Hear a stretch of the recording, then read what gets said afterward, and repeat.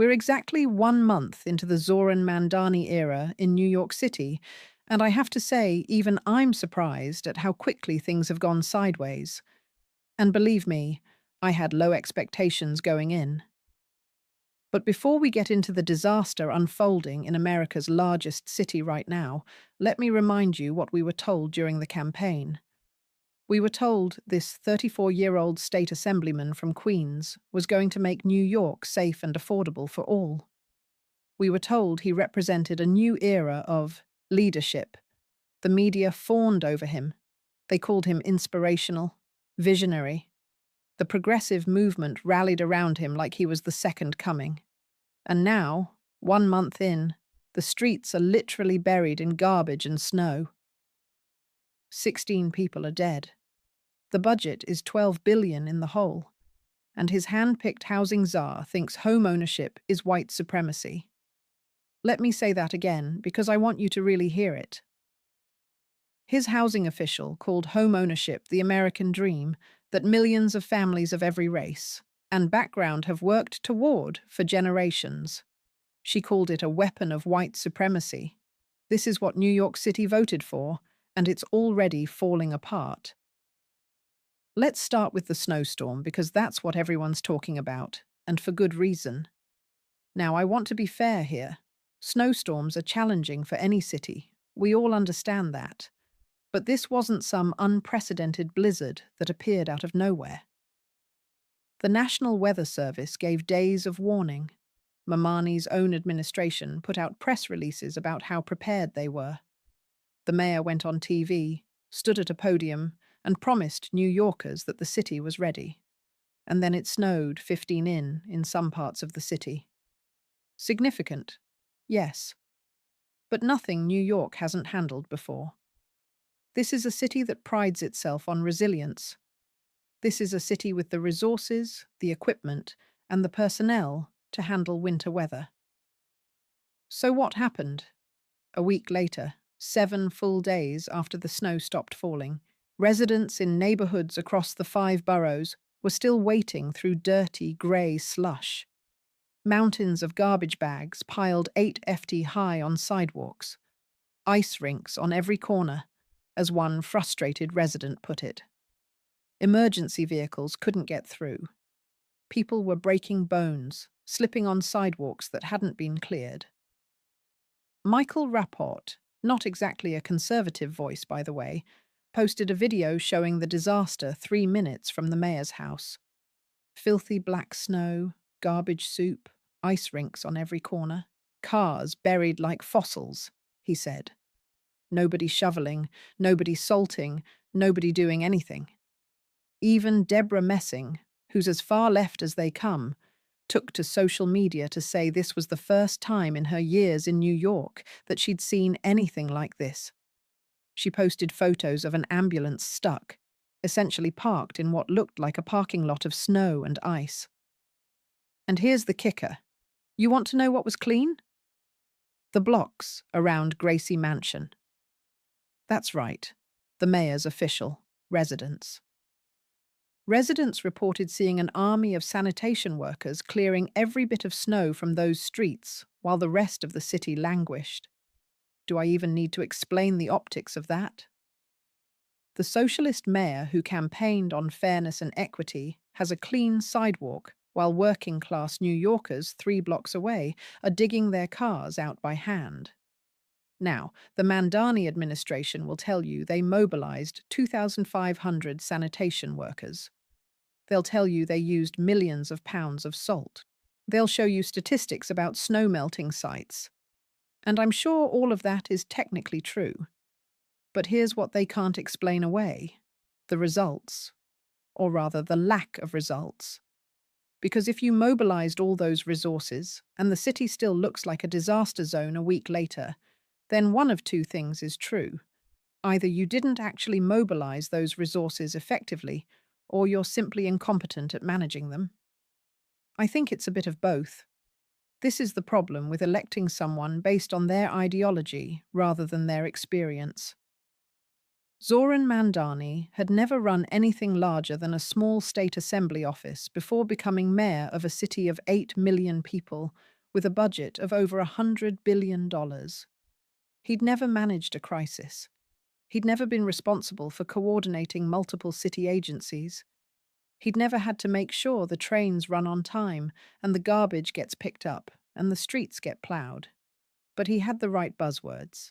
He promised to tax the rich and freeze the rent and build public housing. And for a certain segment of New York voters, that was enough. Never mind whether he could actually do the job. Never mind whether he had any idea how to run the massive bureaucracy that is New York City government. The chickens are coming home to roost, folks. And they're roosting in 8-foot-high piles of garbage on the Upper East Side. Speaking of garbage, let's talk about the budget situation, because this is where things get really alarming. 1 month into his administration, Mayor Mamdani held a press conference to announce that New York City is facing a $12 billion budget shortfall. Not a typo. $12 billion. That's billion with a B. Now, to his credit, and I'm being generous here, Mamdani didn't create this problem overnight. He inherited a fiscal situation that was already strained. His predecessor, Eric Adams, left a lot of problems on the table. The city's been struggling with the costs of the migrant crisis, rising pension obligations, all sorts of structural issues. But here's where Manny's response is absolutely telling about his worldview and his priorities. His solution: tax the rich. That's it. That's the plan. Just squeeze more money out of the people who are already paying the vast majority of the city's tax revenue. The people who, by the way, have options. The people who can move to Florida or Texas or anywhere else where their success isn't treated like a crime. Now, I want you to remember something. New York City already has some of the highest taxes in the country. The top earners in the city already pay a combined federal, state, and local tax rate that can exceed 50%. 50 cents of every dollar they earn goes to government. And Mamdani's pitch is we need more. When reporters asked him about the risk of capital flight, about wealthy residents and businesses leaving the city, he waved it off. He actually said, and I'm paraphrasing, that people always talk about capital flight when you raise taxes. But it doesn't really happen. Really. Tell that to the businesses that left New York during the pandemic and never came back. Tell that to the residents who discovered they could work remotely from Nashville or Miami and keep a lot more of their paycheck. Tell that to the companies that are right now calculating whether it makes sense to keep their headquarters in a city that views them as piggy banks to be raided whenever the government overspends. But it gets better, because Mamdani also promised to find savings and efficiencies in the budget. He gave an example. The Adams administration spent $600,000 on an AI chatbot that, in Mamdani's words, was basically unusable. Okay, fine, that's wasteful. I agree. Cut it. But $600,000 doesn't even make a dent in $12 billion. That's like finding a quarter in your couch cushions when you need to pay off your mortgage. The city budget is over $100 billion. If there are real efficiencies to be found, and I believe there are, they're not in $600,000 chatbots. They're in the fundamental way the city operates. The layers of bureaucracy, the work rules negotiated by public sector unions that make it nearly impossible to fire incompetent employees, the redundancy across agencies, the pension obligations that consume more and more of the budget every year. But addressing those issues would require Mamdani to take on his political allies, the unions that supported him, the activists who put him in office, the progressive coalition that sees any attempt to make government more efficient as an attack on workers. So instead, he's going to tax the rich and hope it all works out. And when the rich leave, when businesses relocate and high earners decide they've had enough, he'll blame them for not paying their fair share. He'll call them greedy. He'll say they abandoned the city. But they won't have abandoned the city. They'll have been driven out by a mayor who fundamentally doesn't understand how wealth is created or how economies function. Now, let's talk about housing, because this is where the ideology really comes into sharp focus. On his first day in office, literally his first day, Mamdani made two major housing announcements. First, he said the city would intervene in the bankruptcy proceedings of a property management company called Pinnacle Group. Second, he announced his appointment of CIA Weaver to head the mayor's office to protect tenants. Let's start with Pinnacle Group. These are the owners of several rent-stabilized buildings in the city. Are they perfect landlords? No. They have violations. They have outstanding issues with tenants, but they're also in bankruptcy, which means they're already in financial distress. And Manny's solution is to have the city insert itself into the bankruptcy process, ostensibly to protect tenants. But what he's really doing is testing the waters for one of his campaign promises, what he calls public stewardship of housing. Here's how it works. The city identifies landlords who have violations or who owe money in fines. The city then pressures these landlords to sell their buildings not on the open market to other private owners, but to the city itself, or to non-profit housing organizations that the city controls. The result: the city slowly accumulates a portfolio of rent-stabilized and rent-controlled housing that it directly owns or controls. Private property built with private capital, maintained over decades by private owners, gradually gets transferred into government hands. Does that sound like anything to you? Because it sounds like creeping socialism to me. It sounds like the government deciding that private property rights don't really matter if the government thinks it can use that property for what it considers a better purpose. But wait, it gets worse. Because Manny's chosen enforcer for this program is Say Weaver. And if you think I'm being hyperbolic about the ideology here, let me tell you what C. Weaver has said in her own words. In a 2017 tweet, she described homeownership as a weapon of white supremacy masquerading as wealth-building public policy. Let that sink in. Home ownership. The thing that has allowed millions of families, black, white, Hispanic, Asian, all backgrounds, to build generational wealth. The thing that my grandparents worked their entire lives to achieve. The thing that represents stability, security, and the ability to pass something down to your children. That, according to CIA Weaver, is white supremacy. She's also called for treating private property as a collective good. She's advocated for policies to impoverish the white middle class. These aren't things someone said were taken out of their context. These are her actual positions, stated clearly and repeatedly over years. And when this all came to light, when reporters started digging up her old tweets and writings, what did Mayor Manny do? Did he distance himself from her? Did he say, maybe those comments were a bit extreme? No. He defended her. He said she has a strong record of standing up for tenants. He essentially told critics to pound sand.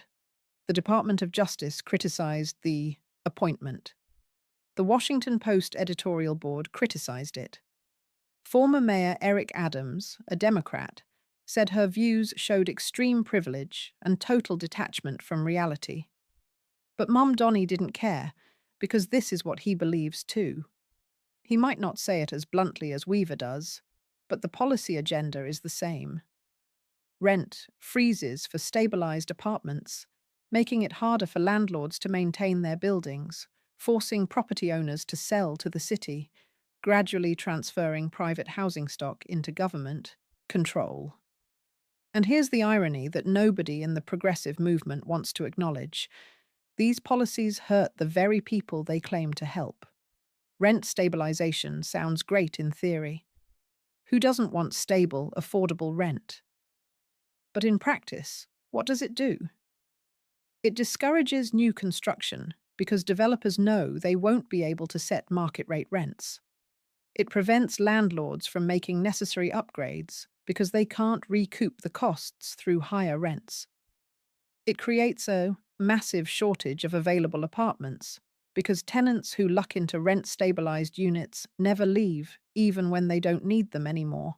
You end up with absurd situations like a state assemblyman Mamdani himself when he was in the legislature living in a rent-stabilized apartment in Queens while making $142,000 a year. That's one of the highest salaries for state legislators in the country.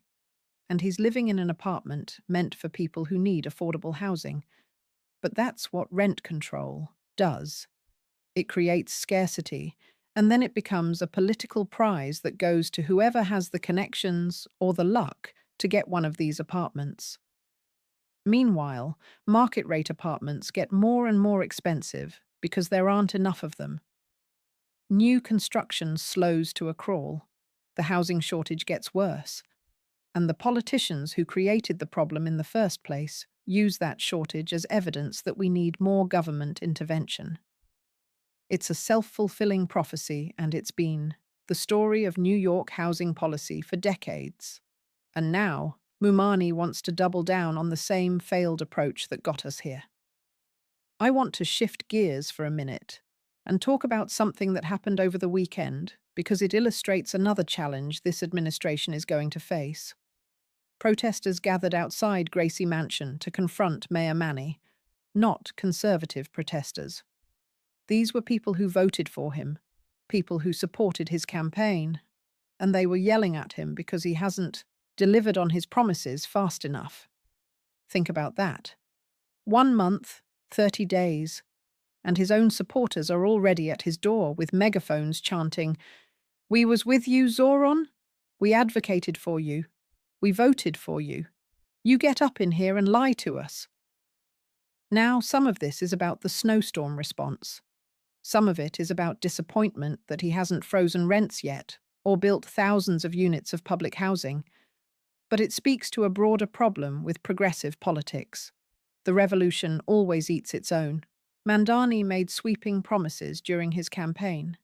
Free buses, a $30 an hour minimum wage by 2030, 200,000 units of new affordable housing in 10 years, tax increases that would bring in $20 billion, rent freezes for everyone in a stabilized apartment. These are massive, transformative promises, and his supporters took them literally. They believed he was going to do all of these things and do them quickly. But governing is harder than campaigning. The city council has to approve most of his agenda. The state legislature controls many of the tax and housing policies he wants to change. The budget constraints are real. The bureaucracy is massive and slow-moving. So now Mamdani is caught between his promises and reality. And instead of leveling with people, instead of saying, "This is going to take time. Here's what we can actually do," he's trying to maintain the revolutionary rhetoric while accomplishing very little. The protesters weren't wrong to be frustrated.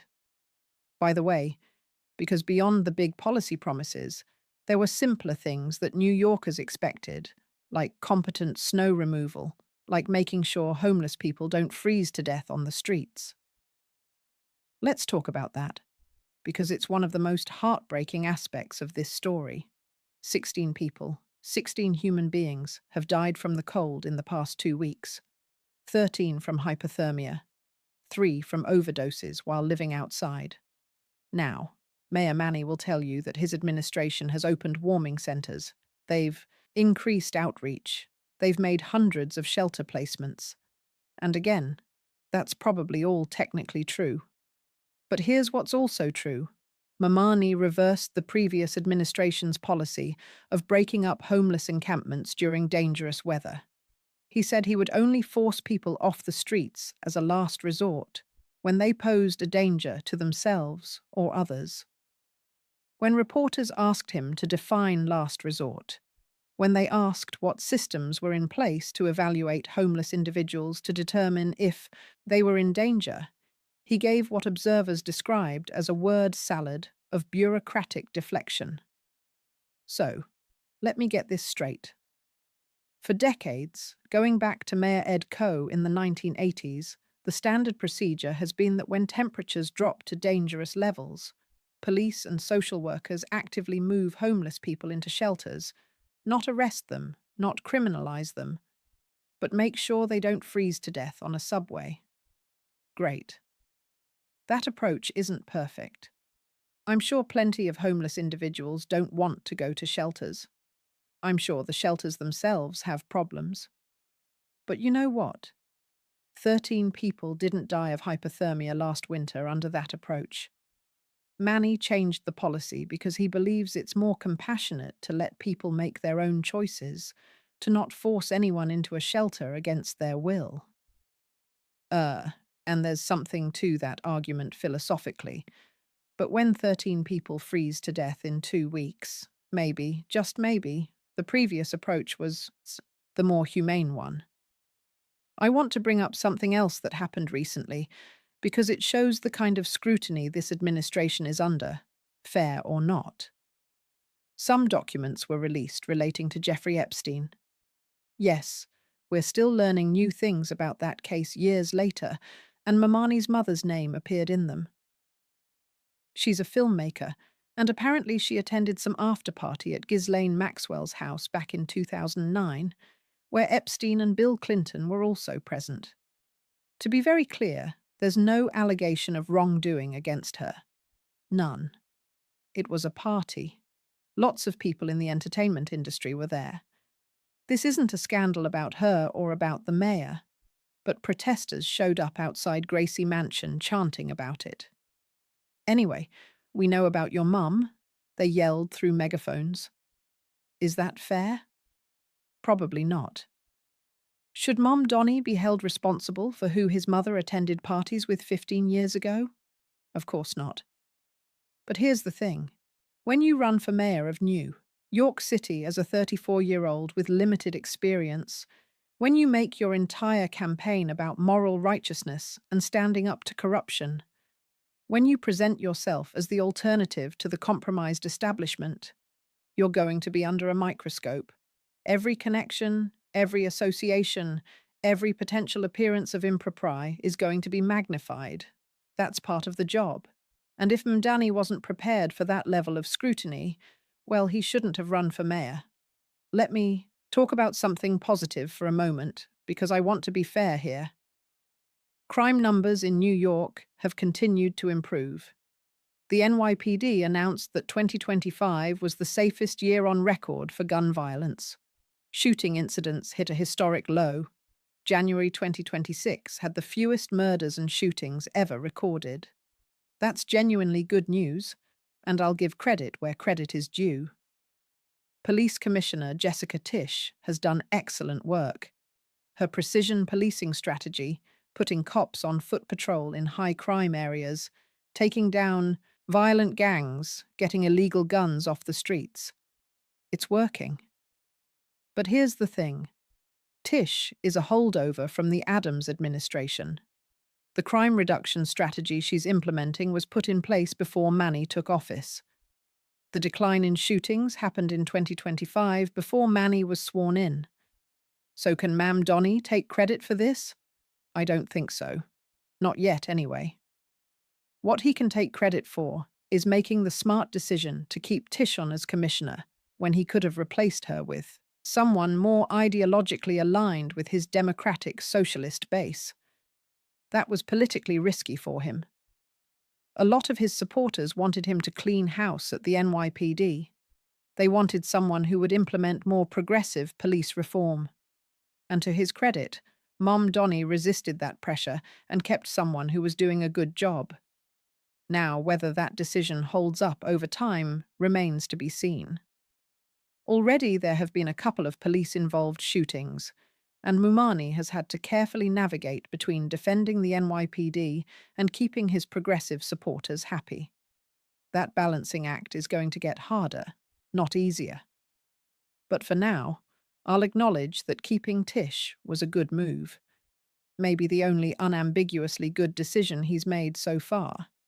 So, where does this leave us? 1 month into the Mamdani administration, what have we learned? We've learned that good intentions don't plow streets. We've learned that ideological purity doesn't manage a 12 billion budget deficit. We've learned that attacking property owners and calling home ownership white supremacy doesn't actually create more affordable housing. We've learned that when you elect someone based on their rhetoric rather than their experience, you get exactly what you'd expect: soaring speeches and failing execution. But you know what worries me most? It's not just the incompetence. Incompetence can be fixed. You bring in better people. You learn from mistakes. You adjust.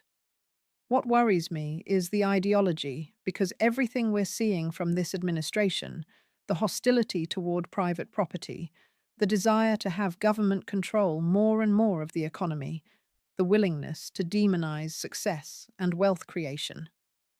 This isn't just poorly executed policy. This is the actual agenda. Mamdani ran as a democratic socialist, and he's governing as a democratic socialist. He told us exactly what he was going to do, and now he's doing it. The problem is that socialism doesn't work. It's never worked anywhere. It's been tried at scale. It creates shortages, stifles innovation, drives away productive people, and ultimately makes everyone poorer except the political class that runs the system. We're watching it happen in real time in New York City, a city that was once the economic engine of the world, the place where people came to make their dreams come true, is being transformed into a laboratory for progressive policy experiments. And here's what I want to say to the people of New York who voted for this. I understand why you did. I really do. You were frustrated with the corruption. You were angry about the cost of living. You felt like the system wasn't working for regular people. But here's the thing, and I say this with respect. Socialism isn't the answer. Government control isn't the answer. Taking money from productive people and giving more power to politicians isn't the answer. The answer is actually the opposite. It's getting government out of the way. It's allowing people to build housing where people want to live. It's reducing the regulatory burden that makes everything in New York City twice as expensive as it needs to be. It's creating an environment where businesses want to stay and grow and hire people. That's how you make a city affordable. That's how you create opportunity. That's how you give people a chance to build better lives. But that's not what Mamdani is offering. He's offering a bigger government, higher taxes, more control over private property, and the promise that if we just give politicians enough power, they'll make everything fair. History tells us how that story ends.